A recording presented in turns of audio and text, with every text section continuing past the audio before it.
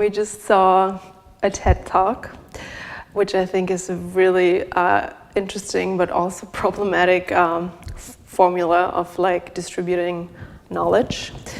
And yeah, basically I wanted to show you this TED Talk because when I first saw you, I felt like shit after.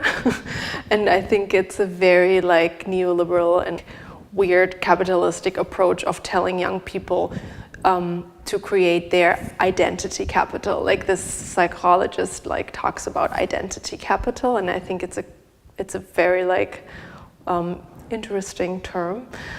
And I was kind of entertained by it. I mean, it was really stunning how she like talks in these like metaphors. Like, I think she says it is so easy to help the 20-somethings. Just a slight change in cars brings their airplane into the Fijis instead of to Alaska or something.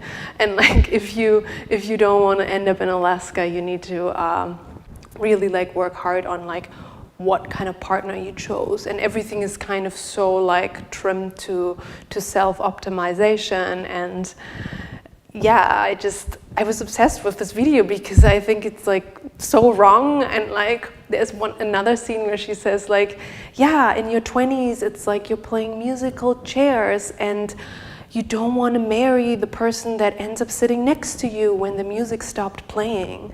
And it's just, yeah, it's just such a, yeah, it was almost kind of like a comedy, because at first I thought maybe it was a parody, but then it wasn't. And I started to look more into TED Talks and the way its dramaturgy works. And it's always the same. You have 20 minutes and then you need to like kind of spit out a bunch of like catchy metaphors, and then there's like some sort of twist in the end, and then you fade out. And yeah, and I sent the video to a bunch of my friends who are in their late 20s, and they all like were like super anxious. They were like, oh my god, I feel so bad now.